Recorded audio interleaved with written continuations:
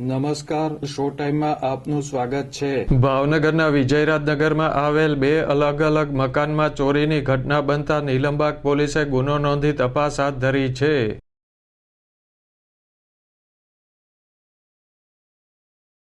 ભાવનગર શહેરમાં તસ્કરો ફરી સક્રિય થયા હોય તેમ શહેરના વિજયરાજનગરમાં ચોરીની બે ઘટના બની છે.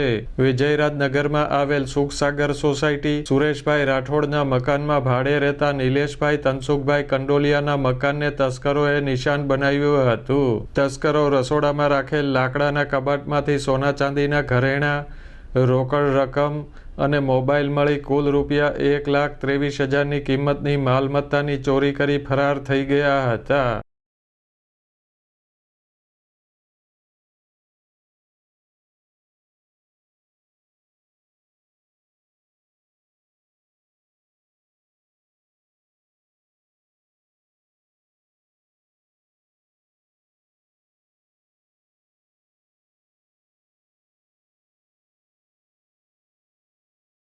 આ ઉપરાંત વિજયરાજનગરમાં આવેલ રાજેશભાઈ કણઝારિયાના મકાનમાં ભાડેથી રહેતા સમીરભાઈ દેવેન્દ્રભાઈ દેસાઈના મકાનમાંથી પણ 2 મોબાઈલ ફોન તેમજ બાઇક મળી કુલ રૂપિયા 36,500ની મત્તાની ચોરી કરી તસ્કરો ફરાર થઈ ગયા હતા.